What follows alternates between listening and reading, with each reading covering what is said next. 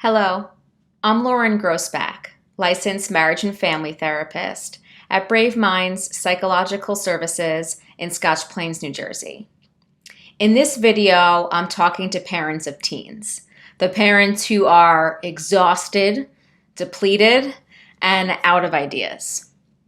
You're doing your best to guide your teen, only to be frustrated time and time again because they just won't listen. You've tried everything, punishments, consequences, compromises, and nothing seems to work. You feel like you just can't get through to them, and you're probably completely out of ideas. Some days you're convinced that they were sent here just to test your patience. First, let's talk about why this happens. Why doesn't your teen just listen to you? Why won't they try to work with you? Why are they resisting you? First, it's important to understand how the teen brain works. So the last part of your teen's brain that is still developing is called the prefrontal cortex. Now, this part of the brain is responsible for long-term planning, controlling impulses, solving problems, and making good decisions. This part of your child's brain is going to continue to develop until their mid-20s. Until then, your teen is relying on a part of their brain called the amygdala. They use this part of the brain to make decisions and solve problems. Not surprisingly, the amygdala is responsible for emotions, aggressions, and instinctual behavior, which is why you see that cave monster come out of your teen sometimes. So, knowing this about your teen's brain, let's talk about what you can do about it. First, it's important to understand that when your teen feels challenged, either by something you've said that they disagree with, or when you two are engaged in a conflict, without that prefrontal cortex to help them make good decisions, their emotions are triggered, and they feel attacked, and they feel the need to fight back.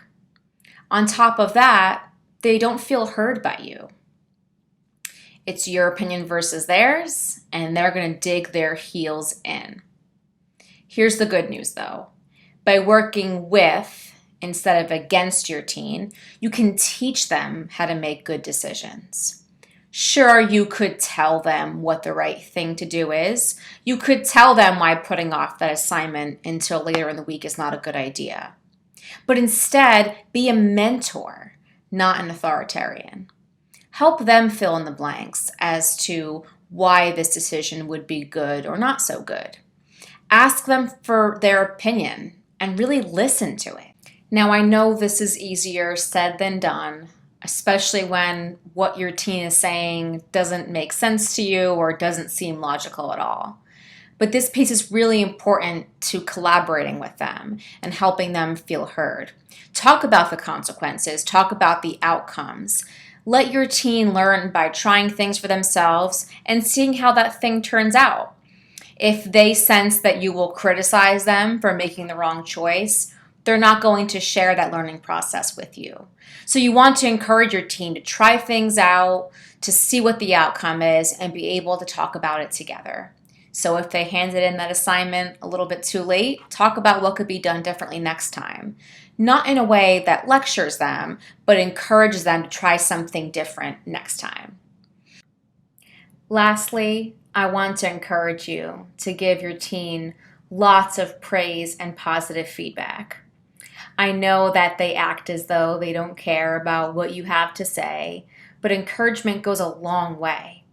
Because if your feedback is mostly negative, you can expect negative responses. So give your teen lots of love, lots of encouragement, and check in with them often. Be collaborative with them as often as you can. If you'd like some more tips on how to have a better relationship with your teen, give me a call and let's talk more. Thanks for watching.